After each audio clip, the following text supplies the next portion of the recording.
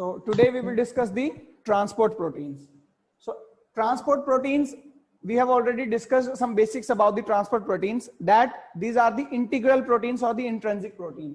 Cell membrane bilayered होती है, ठीक है. बाइलेयर में हमने पढ़ा था एक्सट्रिंसिक प्रोटीन हो सकते हैं जो आउटर प्रेजेंट हो, इंटीग्रल प्रोटीन, इंट्रिंसिक प्रोटीन, या टनल प्रोटीन्स, ये जो प्रोटीन होते हैं ये ट्रांसपोर्ट कराने का काम करते हैं, ठीक है. इंटीग्रल प्रोटीन का हाइड्रोफोबिक पार्ट है, हाइड्रोफिलिक पार्ट है, that we have discussed in the structure also. तो ये प्रोटीन्स पर्टिकुलरली जब एक ही फंक्शन करे, क्या, ट्रांसपोर्ट कराने का, तो उन इंट्रिंसिक प्रोटीन्स को हम ट्रांसपोर्ट प्रोटीन्स बोलते हैं. ओके. सो ट्रांसपोर्ट प्रोटीन्स क्या होते हैं? जनरली इंट्रिंसिक प्रोटीन्स होते हैं.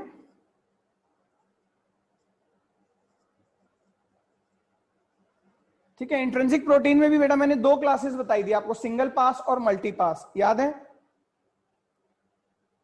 तो इंट्रिंसिक प्रोटीन्स भी पर्टिकुलरली जो मल्टी पास होते हैं वो ट्रांसपोर्ट का काम करते हैं, ठीक है. सिंगल पास प्रोटीन्स जो होते हैं, सिंगल पास इंट्रिंसिक प्रोटीन्स, वो ट्रांसपोर्टेशन का काम नहीं करते. ट्रांसपोर्ट कराना प्रोटीन को बहुत ही सिलेक्टिव प्रोसेस है. मींस ये प्रोटीन्स जो ट्रांसपोर्ट करा रहे हैं वो intrinsic proteins, they are very selective. ये सेलेक्ट कर सकते हैं कि विच आयन और which molecule to be transported और which is not going to be transported. That's why they are very selective. दो तरह के ट्रांसपोर्ट प्रोटीन होते हैं बेटे, कौन कौन से? लास्ट लेक्चर में बताया था. ट्रांसपोर्ट प्रोटीन्स भी दो तरह के होते हैं. एक होते हैं चैनल प्रोटीन्स और दूसरे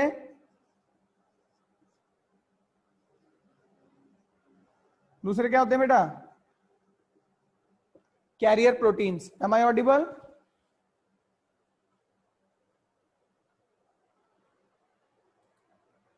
आवाज आ रही है? सो ट्रांसपोर्ट प्रोटीन भी दो तरह के होते हैं. कुछ होते हैं चैनल प्रोटीन, कुछ होते हैं कैरियर प्रोटीन. कुछ सिंपली बस एक चैनल क्रिएट करते हैं जिसके थ्रू आयंस का ट्रांसपोर्ट हो जाएगा या मॉलिक्यूल्स का ट्रांसपोर्ट हो जाएगा, सॉल्यूट्स का ट्रांसपोर्ट हो जाएगा. कुछ होते हैं कैरियर, जो कैरियर का काम करते हैं, खुद बाइंड करते हैं और फिर उनको लेके आते हैं अंदर, ठीक है. प्लाज्मा मेम्ब्रेन में दोनों तरफ का ट्रांसपोर्ट हम पढ़ेंगे ना.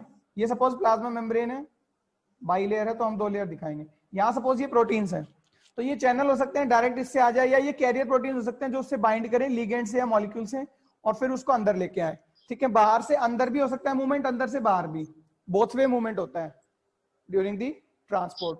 सो चैनल और कैरियर प्रोटीन, ये दो तरह के क्या होते हैं? आपके प्रोटीन्स होते हैं. ट्रांसपोर्ट के जब हम मोड पढ़ेंगे तो हम पढ़ेंगे बेटा या तो एनर्जी रिक्वायर्ड होती है या एनर्जी नहीं रिक्वायर्ड होती ट्रांसपोर्ट प्रोसेस में. So when the energy is required, the transport is called active transport. The direct energy, whether ATP or any kind of the energy, sunlight, chemical energy, anything. So if the energy is required, that will be active transport. If the energy is not required, that will be passive transport. We all know that in a biological system, what is a active transport and what is a passive transport. So the channel proteins work only on the passive process. Channel protein से अगर transport हो रहा है, suppose this is a channel protein, this is any of the molecule that is being transported from outside to inside. So channel proteins are always passive. Okay, channel proteins always passive होते हैं. This thing to be remembered. If I talk about the carrier proteins are both passive as well as the active. Although the active carrier proteins are common, but still some carrier proteins are also there which works on the passive process. Means there are some carrier proteins which does not require energy. So channels are always passive, whereas carrier proteins are passive as well as the active. Clear है यहाँ तक? Yes, sir. Okay. So let's just compare the channel and carrier proteins.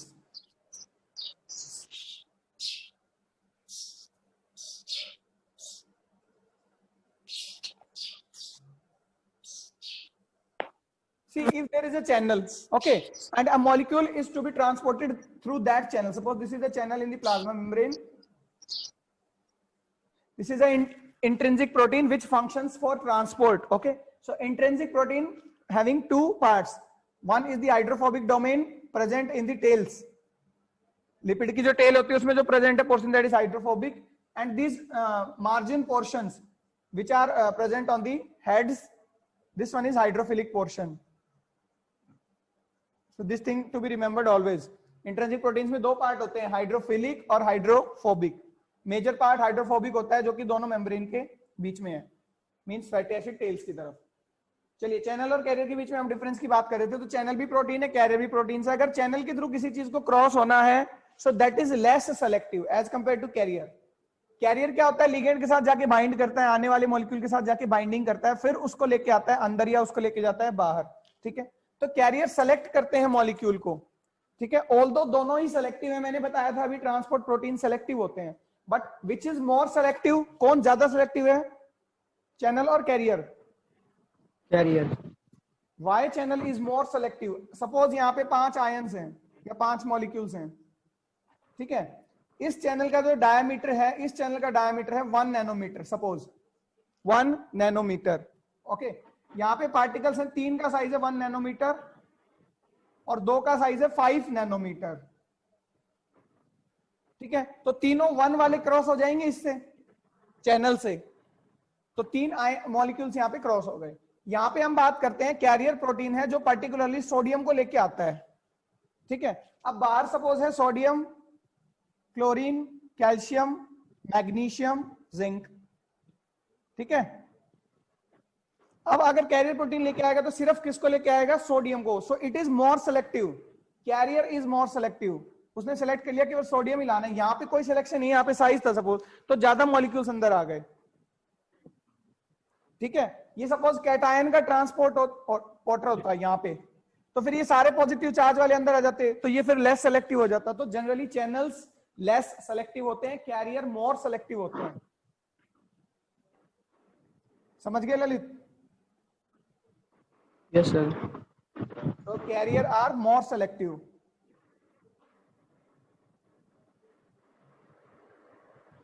whereas channels are less selective. Channels जो होते हैं always passive होते हैं. ठीक है, कैरियर क्या होते हैं, both passive and active and passive. Active. Active.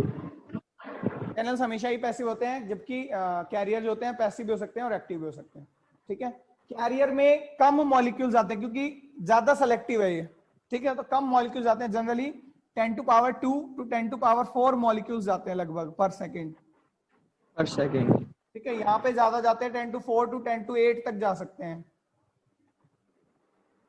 क्योंकि चैनल में फास्ट होगा, लेस सेलेक्टिव है तो ज्यादा आयंस अपने आप चले जाएंगे. तो ये कुछ बेसिक डिफरेंस है बेटा इन दोनों के बीच. अब हम पर्टिकुलरली बात करते हैं चैनल प्रोटीन्स के बारे में.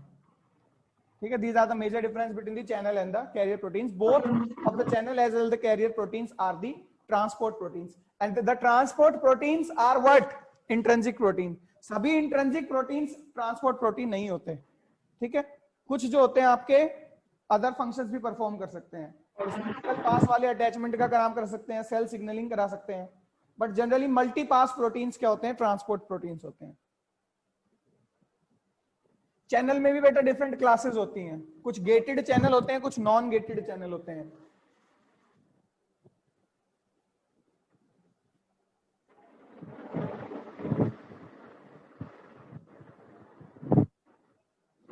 जो चैनल प्रोटीन्स होते हैं वो कुछ गेटेड हो सकते हैं, कुछ नॉन गेटेड होते हैं. ठीक है, जो सिंपली चैनल है, ये कोई चैनल है प्लाज्मा मेम्ब्रेन में सपोज. ठीक है, this cylindrical portion is the channel. इसमें से अगर कोई मॉलिक्यूल आ रहा है,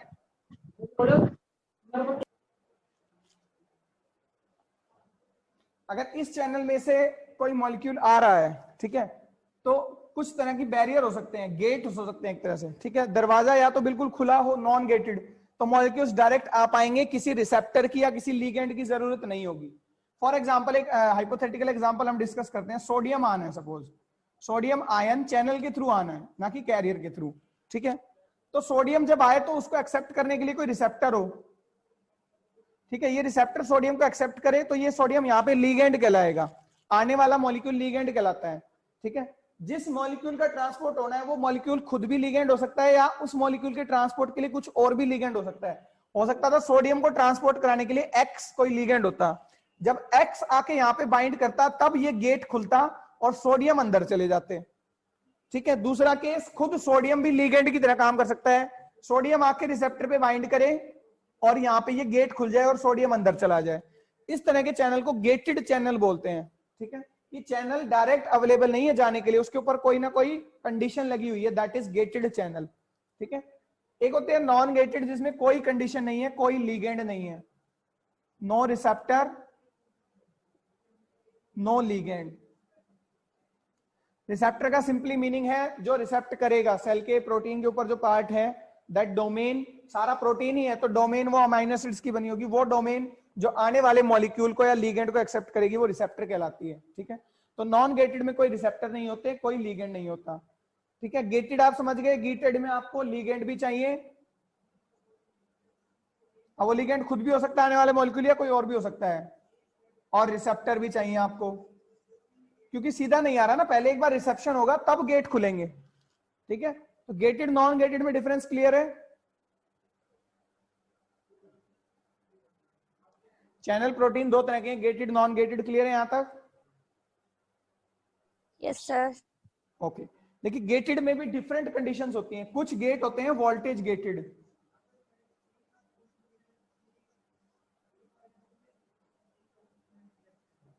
ठीक है, कुछ गेट होते हैं वोल्टेज गेटेड जो मेम्ब्रेन पोटेंशियल पे डिपेंड करता है। वोल्टेज गेटेड का मतलब है सपोज बाहर सेल के अंदर नेगेटिव चार्ज ज्यादा है, सेल के अंदर नेगेटिव आयन ज्यादा है, सपोज क्लोरीन है या कोई भी आयन है, ठीक है, नेगेटिव चार्ज बहुत ज्यादा है, सेल के बाहर पॉजिटिव चार्ज बहुत ज्यादा है, तो कुछ गेट, अब ट्रांसपोर्ट प्रोटीन है और गेटेड है, तो कुछ गेट तभी खुलेंगे जब मेम्ब्रेन पोटेंशियल जनरेट हो गया। मेम्ब्रेन पोटेंशियल जनरेट हो गया ना, अगर बराबर चार्ज होता तो मेम्ब्रेन पोटेंशियल जनरेट नहीं होता, बाहर पॉजिटिव ज्यादा अंदर नेगेटिव, तो अंदर बैलेंस करने के लिए बाहर से पॉजिटिव आयन अपने आप आना चाहेंगे। ठीक है, सपोज सोडियम में ले लेता हूं, सोडियम एक पॉजिटिव आयन है, कैटायन है, अब सोडियम सेल को अंदर से बैलेंस करने के लिए बाहर से अंदर आएगा, ठीक है, क्योंकि सेल के अंदर नेगेटिव चार्ज ज्यादा है, तो सेल के अंदर जो आपके प्रोटीन्स थे, कैसे प्रोटीन, चैनल प्रोटीन, और चैनल प्रोटीन में भी गेटेड प्रोटीन्स और गेटेड में भी वोल्टेज गेटेड, उन्होंने देखा कि हाँ सेल के अंदर पॉजिटिव आयन की जरूरत है, तो चाहे सोडियम हो, चाहे पोटेशियम हो, चाहे मैग्नीशियम हो, कोई भी पॉजिटिव चार्ज आए उसने गेट को ओपन कर दिया, तो ये वोल्टेज गेटेड चैनल है। ठीक है, कि उसने देखा वोल्टेज या मेम्ब्रेन पोटेंशियल को बैलेंस करना है तो आप गेट ओपन कर दो ताकि पॉजिटिव आयंस अंदर आ सके। क्लियर है? क्लियर है बेटा? वोल्टेज गेटेड क्या होते हैं? Yes everyone? Yes sir. कुछ होते हैं लीगेंड गेटेड। देखिए गेट में ही वैरायटी पढ़ रहे हैं हम, आपको पता चल चुका गेटेड चैनल प्रोटीन क्या है, कुछ एग्जांपल्स पढ़ रहे हैं। कुछ होते हैं लीगेंड गेटेड। लीगेंड मैंने अभी बताया वो मॉलिक्यूल जो आ रहा है या उसको आने के लिए कोई अदर मॉलिक्यूल अगर हेल्प कर रहा है वो लीगेंड कहलाता है। लीगेंड और रिसेप्टर दो चीजें होती हैं। ये कोई सेल का सरफेस है तो यहाँ पे ये रिसेप्टर है सपोज, तो रिसेप्टर पे आके लीगेंड बाइंड करता है। ये लीगेंड या तो किसी दूसरी सेल से आ सकता है, ध्यान रखिएगा, या खुद ये सेल भी लीगेंड भेज सकती है। दूसरी बात, लीगेंड बाहर की तरफ से भी आ सकता है। अगर बाहर की तरफ से आ रहा है तो या तो किसी दूसरी सेल से आ रहा है या खुद यही सेल अपने लीगेंड को बाहर भेजे और बाहर एक्सेप्ट करवाए, पहली कंडीशन। दूसरी कंडीशन, अगर यही सेल लीगेंड को दे रही है तो ये अंदर से भी दे सकती है, यानी रिसेप्टर्स अंदर भी प्रेजेंट होते हैं। हमेशा ध्यान रखिएगा, रिसेप्टर्स बाहर भी प्रेजेंट है, अंदर भी प्रेजेंट है। अंदर वाले रिसेप्टर के लिए लीगेंड हमेशा अंदर से ही आएगा। अंदर जो रिसेप्टर है उसका लीगेंड हमेशा अंदर से ही आएगा, क्योंकि अगर बाहर से आएगा तो वो प्लाज्मा मेम्ब्रेन को अगर क्रॉस कर गया तो फिर ट्रांसपोर्ट का मतलब ही क्या बचा? ट्रांसपोर्ट तो हम करा ही रिसेप्टर से रहे हैं। ठीक है, तो अंदर वाले लीगेंड जो होते हैं, अंदर वाले रिसेप्टर जो होते हैं उनका लीगेंड अंदर ही है। बाहर वाले रिसेप्टर का लीगेंड किसी दूसरी सेल से भी आ सकता है या इसी सेल से भी आ सकता है। दूसरे ट्रांसपोर्ट प्रोटीन से वो लीगेंड बाहर जाए और इस ट्रांसपोर्ट प्रोटीन पे आए पर्टिकुलर फंक्शन कराने के लिए। ठीक है, तो ट्रांसपोर्ट के अलावा लीगेंड बहुत सारे फंक्शंस कराते हैं, लेकिन अभी हम ट्रांसपोर्ट पढ़ रहे हैं। तो ट्रांसपोर्ट में हम क्या कहेंगे, किसी मॉलिक्यूल को, सपोज ये मॉलिक्यूल है ए, इसको ट्रांसपोर्ट कराने के लिए लीगेंड चाहिए एक्स। ठीक है, तो यहां हमारा चैनल प्रोटीन है, ये लीगेंड गेटेड है। जब लीगेंड पर्टिकुलरली जब एक्स आएगा, जब x आएगा तभी ये गेट खुलेगा, नहीं तो गेट नहीं खुलेगा। सपोज y आता है तो y आने से ये गेट नहीं खुल जाएगा, ठीक है। जब x आएगा तभी गेट खुलेगा, और गेट खुलने से क्या होगा, a अंदर आ जाएगा। a का ट्रांसपोर्ट हो गया passively through channels, but that channel is ligand gated, ठीक है। तो लिगेंड गेटेड चैनल एक्सटर्नल भी हो सकते हैं और इंटरनल भी हो सकते हैं। बहुत सारे मेटाबॉलिक फंक्शंस के लिए लिगेंड गेटेड चैनल्स की जरूरत पड़ती है, ठीक है। कुछ कैल्शियम गेटेड चैनल होते हैं, कुछ सोडियम गेटेड चैनल होते हैं। क्लियर है बेटा? लिगेंड गेटेड क्या होते हैं? Yes, sir. Yes, sir. कुछ मैकेनिकल गेटेड हो सकते हैं बेटा। मैकेनिकल, मैकेनिकल से क्या समझते हैं आप? जो मैकेनिकल फोर्स लगने से ओपन हो जाए, यानी कोई पर्टिकुलर लिगेंड नहीं है, कोई पर्टिकुलर वोल्टेज उन्हें कोई मतलब नहीं है, उनको तो अगर मैकेनिकल फोर्स मिल गया तो ओपन हो जाएंगे। फॉर एग्जांपल मैं एक आपको इमेजिनरी एग्जांपल बताता हूं। सपोज ये कोई चैनल है और ये मैकेनिकल गेटेड है।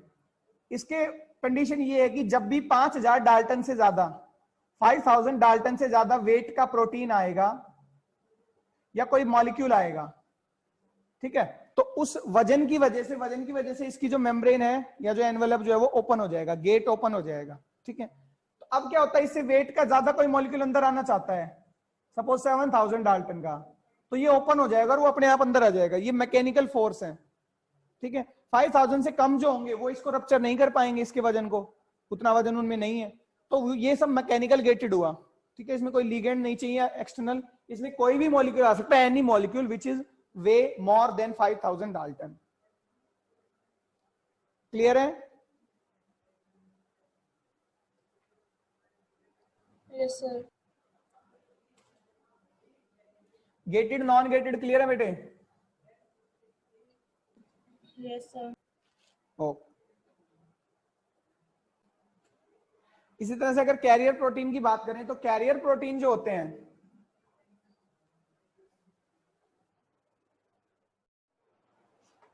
so similarly if I talk about the carrier proteins,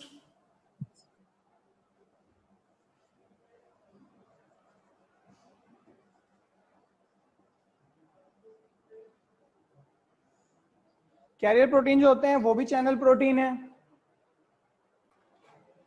so similarly carrier proteins की अगर बात करें, कैरियर प्रोटीन्स होते हैं they are also transport proteins. Carrier proteins active भी हो सकते हैं और पैसिव भी हो सकते हैं, ठीक है। जनरली पैसिव कैरियर प्रोटीन्स कहां मिलते हैं? हमें फैसिलिटेटेड डिफ्यूजन में मिलते हैं। सिंपल डिफ्यूजन में तो क्या होता है, पैसिव प्रोसेस के थ्रू हाई कंसंट्रेशन से लो कंसंट्रेशन में सिंपली मॉलिक्यूल्स ट्रांसपोर्ट हो जाते हैं, सिंपल डिफ्यूजन। फैसिलिटेटेड डिफ्यूजन में कैरियर प्रोटीन्स होते हैं, वो कैरियर प्रोटीन मॉलिक्यूल के साथ बाइंड करते हैं या मॉलिक्यूल के साथ आपका एसोसिएशन करेंगे और उसको अंदर लेके आएंगे, तो वो कैरियर प्रोटीन्स होते हैं, वो पैसिव होते हैं जो फैसिलिटेटेड डिफ्यूजन में। अदरवाइज मैक्सिमम कैरियर प्रोटीन्स क्या होते हैं, एक्टिव ही होते हैं, ठीक है। कैरियर प्रोटीन्स ना दो तरह के होते हैं बेटा, या तो यूनिपोर्टर होते हैं या सिम्पोर्टर होते हैं।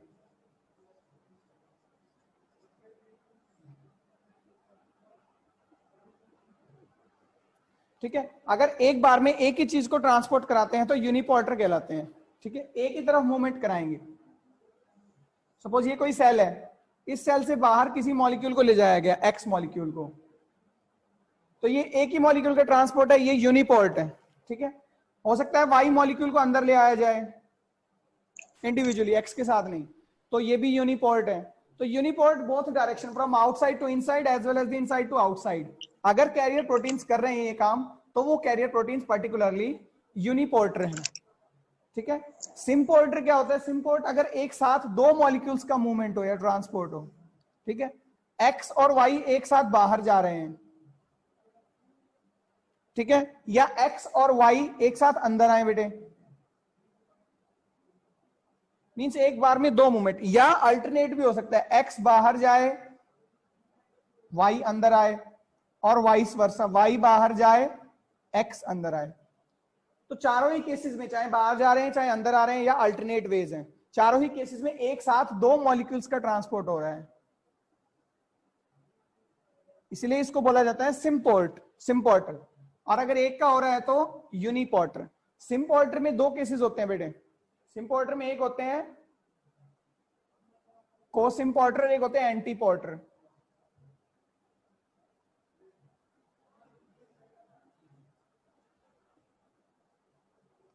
दो केसेस जो थे, अगर दोनों बाहर जा रहे हैं तो को सिम्पोर्टर है, दोनों अंदर आ रहे हैं तो को सिम्पोर्टर है। अगर एक बाहर जा रहा है और एक अंदर आ रहा है, ठीक है, तो ये क्या कहलाता है? एंटीपोर्ट कहलाता है। इसी के अकॉर्डिंग यूनिपोर्ट, सिम्पोर्ट और एंटीपोर्ट भी बोलते हैं इनको, ठीक है। जनरली सिम्पोर्ट या को सिम्पोर्टर जो होते हैं वो होते हैं जो एक साथ दो बाहर जाएं, either both of them will come inside. Clear है बेटा? कैरियर प्रोटीन्स, यूनिपोर्टर और को ट्रांसपोर्टर्स।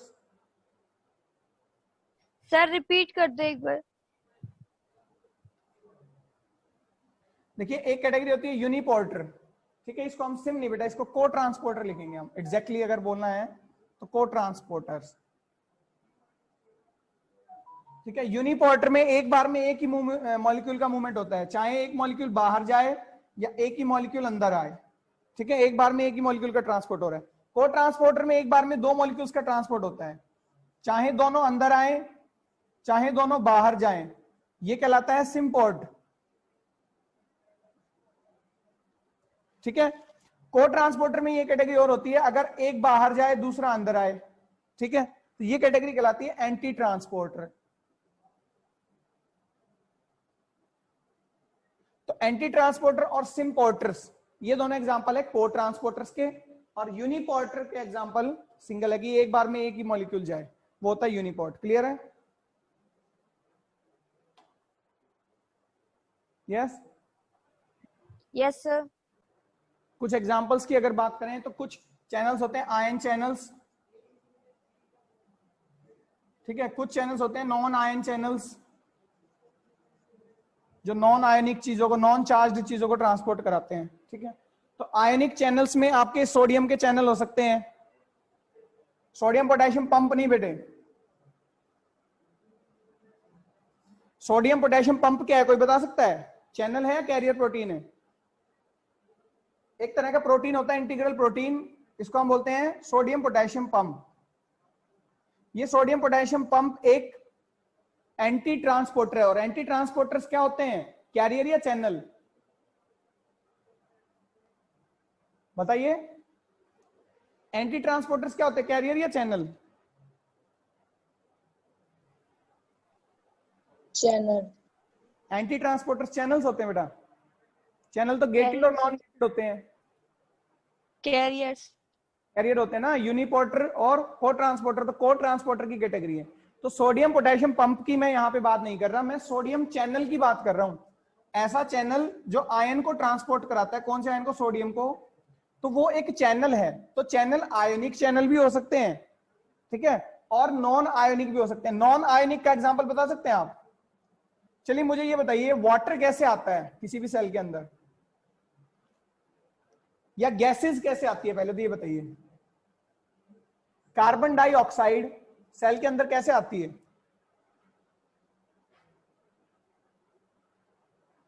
ऑस्मोसिस। ऑस्मोसिस तो नहीं, हम डिफ्यूजन कह सकते हैं, ठीक है, सिंपल डिफ्यूजन से।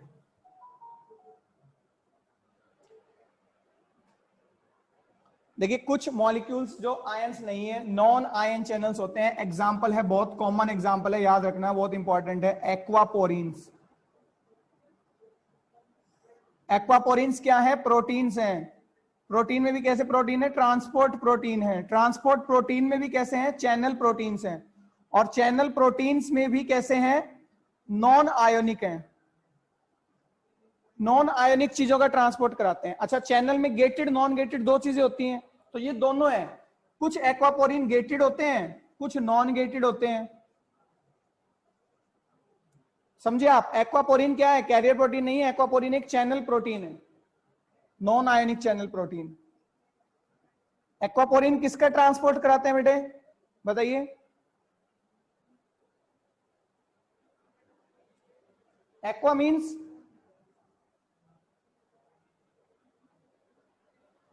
Yes, aqua means water. Water जो होता है उसका ट्रांसपोर्ट कराएंगे। तो वाटर जो होता है H2O, that is transported by aquaporins. उसके अलावा अमोनिया, ग्लिसरॉल, कुछ एक्वापोरिन्स ऐसे भी हैं जो कुछ, नॉट एवरीवन, नॉट ऑल, जो CO2 को भी एक्वापोरिन्स के थ्रू ले आते हैं। तो मेनली वाटर, अमोनिया और ग्लिसरॉल के लिए एक्वापोरिन्स होते हैं, ठीक है। कुछ आयन चैनल होते हैं आपके, जैसे कि आपका सोडियम चैनल, सोडियम चैनल के थ्रू भी आ सकता है, तो ये कैसा चैनल है? आयोनिक चैनल है। अब सिमिलरली आयोनिक चैनल भी गेटेड भी हो सकते हैं और नॉन गेटेड भी हो सकते हैं। अब आप समझे कि आयोनिक और नॉन आयोनिक चैनल क्या है। पर्टिकुलरली चैनल में गेटेड और नॉन गेटेड के अलावा हम आयंस का भी एग्जांपल डिस्कस कर रहे हैं।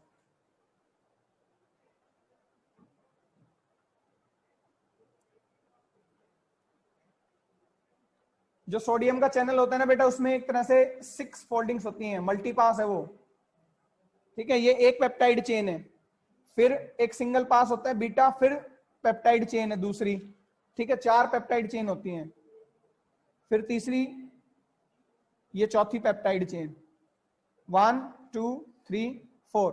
अल्फा यूनिट जो होती है, क्योंकि वो प्रोटीन है, अल्फा और बीटा 2 यूनिट होती है उसमें, अल्फा मल्टीपास होती है, बीटा सिंगल पास होती है। तो 5वें और छठे फोल्ड के बीच से सोडियम आता है, ठीक है। ये एक चैनल प्रोटीन है, प्रोटीन बने होते हैं अमाइनो एसिड से, अमाइनो एसिड या पॉलीपेप्टाइड चेन से। तो ये एक पॉलीपेप्टाइड चेन है, ये दूसरी, ये तीसरी, ये चौथी, 4 पॉलीपेप्टाइड चेन है। क्वाटरनरी स्ट्रक्चर होता है इस प्रोटीन का, और 5वें और छठे फोल्ड के बीच से प्रोटीन क्या आता है? सोडियम आता है, ठीक है।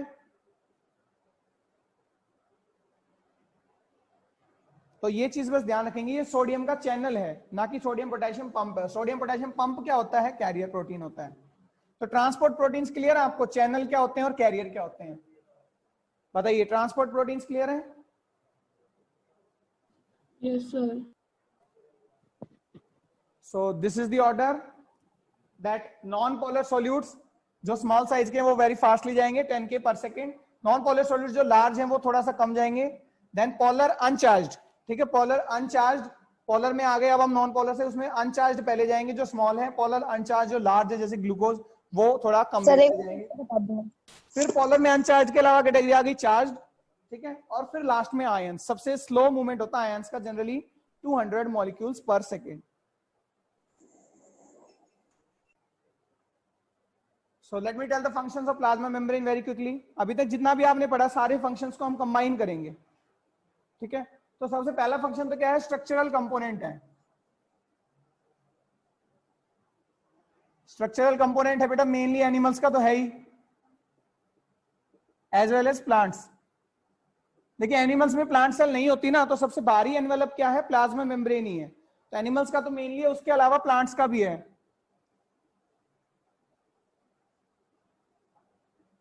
लिविंग कंपोनेंट को होल्ड करती है, hold the living component. Living component को क्या बोलते हैं? प्रोटोप्लाज्म।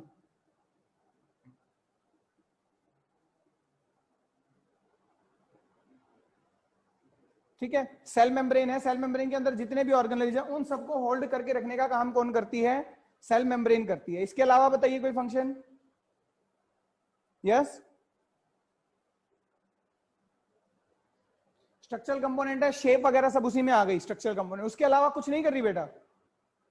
सेल मेम्ब्रेन में प्रोटीन्स होते हैं, एक्सट्रिंसिक, इंट्रिंसिक और लिपिड एंकर्ड। एक्सट्रिंसिक प्रोटीन्स का क्या काम था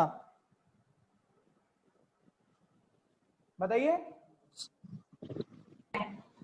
आप एक चीज बताइए, आपके पास बॉडी में इतना कॉम्प्लेक्स सिस्टम है, सिग्नलिंग भी कोई चीज होती है। आपको सपोज कोई भी सिग्नलिंग की अगर मैं बात करूं, कोई भी सिग्नल भेजना है कहीं भी, ठीक है, कोई डेंजर सिचुएशन में आप हैं, तो आपका ब्रेन सिग्नल भेजता है, ठीक है, हैंड्स को मूव करिए या आपके बॉडी पार्ट्स को मूव करिए so that you can be overcome that danger. उस डेंजर से आप बच सके तो आप मूवमेंट शो करते हैं। आपकी तरफ व्हीकल आ रहा है, आप स्कूटी चला रहे हैं, तो आप तुरंत स्कूटी को मोड़ लेते हैं। This all are signalling. कैसे एक ब्रेन की सेल ने दूसरी सेल को सिग्नल भेजा? तो cell to cell connection, cell to cell signalling में भी कौन हेल्प करता है? सेल मेम्ब्रेन हेल्प करती है। सेल मेम्ब्रेन पे एक्सट्रिंसिक प्रोटीन्स हैं जो सेल सिग्नलिंग का काम करते हैं। क्लियर है? और बहुत सारे फंक्शन, ये तो क्या एक एग्जांपल था। हर एक फंक्शन, क्योंकि हम टिश्यू सिस्टम और ऑर्गन में हम बने हुए हैं, कॉम्प्लेक्स ऑर्गेनाइजेशन है हमारी, तो उन सब चीजों के लिए, कोऑर्डिनेशन के लिए सेल टू सेल सिग्नलिंग जरूरी है। इसी तरह से सेल टू सेल अटैचमेंट,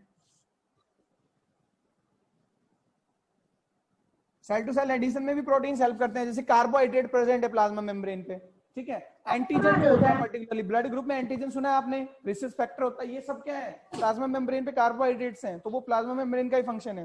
ठीक है, सेल टू सेल एडिशन कराना। उसके अलावा कुछ ऑर्गेनिज्म में, अमीबा वगैरह में, ये मूवमेंट में भी हेल्प करती है।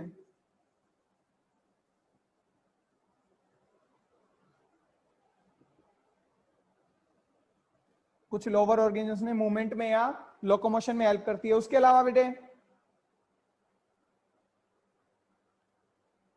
सबसे मेन फंक्शन तो रह ही गया ना, प्लाज्मा मेम्ब्रेन का सबसे मेन फंक्शन क्या है? Survival of cell. Yes, somebody is saying survival of the fittest। क्या बता रहे हैं Lalit? essential for health। Essential for health। I'm not getting your word। health sir, health। Yes, the most important function is the transport of molecules। Cell के अंदर बहुत सारी चीजों के लिए, मेटाबॉलिक फंक्शंस को कंप्लीट होने के लिए बहुत सारी चीजों का ट्रांसपोर्ट होना जरूरी है। तो transport of molecules by different processes, osmosis, diffusion, active processes, सब ये चैनल कैरियर किस लिए है? ये मॉलिक्यूल्स को लाने के लिए तो है। एग्जांपल की अगर मैं बात करूं, जैसे प्लांट में बात करें, opening and closing of stomata. Stomata कब ओपन होते हैं? स्टोमेटा तब ओपन होते हैं जब पोटेशियम आता है बाहर से। पोटेशियम जब गार्ड सेल्स में आता है तो पोटेशियम के आने से मैलेट, जो कि डिसोसिएट हो गया था ऑलरेडी, ठीक है, मैलेट और पोटेशियम का एक कॉम्प्लेक्स बनता है जिसको मैलेट पोटेशियम कॉम्प्लेक्स बोलते हैं। ये कॉम्प्लेक्स बनने से सॉल्यूट कंसेंट्रेशन बढ़ गई, गार्ड सेल्स में सॉल्यूट कंसेंट्रेशन बढ़ गई क्योंकि एक कॉम्प्लेक्स बन गया। ठीक है, तो सॉल्यूट कंसेंट्रेशन बढ़ने से वाटर कंसेंट्रेशन डिक्रीज हो गई। वाटर कंसेंट्रेशन डिक्रीज होने से बाहर सेल्स में पानी ज्यादा है, गार्ड सेल्स में कम है, तो पानी अंदर आ जाता है। पानी अंदर आने से गार्ड सेल टर्जिड हो जाती है, टर्जिड होने से स्टोमेटा ओपन हो जाते हैं। टर्जिड हुई और स्टोमेटा ओपन हो गए। ठीक है, तो सारा खेल किस पे था? पोटेशियम को अंदर लाने पे। तो बहुत सारे मॉलिक्यूल्स को अंदर लाना पड़ता है, बहुत सारे मॉलिक्यूल्स को बाहर ले जाना पड़ता है। ये तो बहुत बेसिक फंक्शन है। जब हम सिग्नलिंग पढ़ते हैं हायर लेवल पे तो हम देखेंगे बहुत सारे molecules, even many ligands for hormones and many receptors for hormones. ठीक है, इम्यून सिस्टम के लिए इम्यूनिटी इंक्रीज करती है बेटा। ये इम्यून रिस्पॉन्स में भी सेल मेम्ब्रेन हेल्प करती है। एंटीजन जो है, ठीक है, एंटीबॉडीज जो है वो भी सेल मेम्ब्रेन पे या डिफरेंट मेम्ब्रेन्स पे प्रेजेंट होती हैं। तो there are many functions, okay, there are no limited functions जिनके लिए प्लाज्मा मेम्ब्रेन क्या है? रिस्पॉन्सिबल है। बहुत सारे मेटाबॉलिक फंक्शंस के लिए एंजाइम्स प्रेजेंट होते हैं प्लाज्मा मेम्ब्रेन में ही। ठीक है, बहुत सारे मेटाबॉलिक फंक्शन है। ठीक है, जैसे फोटोसिंथेसिस, रेस्पिरेशन, ये सब एग्जांपल है मेटाबॉलिक फंक्शंस के। तो इनके एंजाइम पर्टिकुलर लोकेशंस पे हैं। एक मैं आपको एग्जांपल बताता हूँ, फोटोसिंथेसिस में लाइट रिएक्शंस होती है थैलेकॉइड मेम्ब्रेन में। ये क्लोरोप्लास्ट है, ये थैलेकॉइड है। थैलेकॉइड की भी मेम्ब्रेन होती है बेटा। ठीक है, थैलेकॉइड मेम्ब्रेन में होती है लाइट रिएक्शंस। थैलेकॉइड मेम्ब्रेन में जो लाइट रिएक्शंस हो रही है उसके लिए जितने भी एंजाइम्स है सारे थैलेकॉइड मेम्ब्रेन में प्रेजेंट है। रेस्पिरेशन होता है माइटोकॉन्ड्रिया में। माइटोकॉन्ड्रिया की इनर मेम्ब्रेन होती है फोल्डेड। इन मेम्ब्रेन्स में बहुत सारे एंजाइम्स हैं। ठीक है, जैसे आपका पायरुवेट डिहाइड्रोजिनेज है, आपका जो है साइटोक्रोम ऑक्सीडेज है, साइटोक्रोम रिडक्टेज है, ये सब मेम्ब्रेन में ही प्रेजेंट है। तो इसी तरह से सेल मेम्ब्रेन में बहुत सारे एंजाइम्स प्रेजेंट है जो मेटाबॉलिक फंक्शंस के लिए क्या करते हैं? हेल्पफुल है। ठीक है, प्रोटीन की ट्रैफिकिंग के लिए हेल्पफुल है, मॉलिक्यूल्स को ट्रांसपोर्ट कराने के लिए वो एंजाइम्स हेल्पफुल है। So there are many functions which are of the plasma membrane.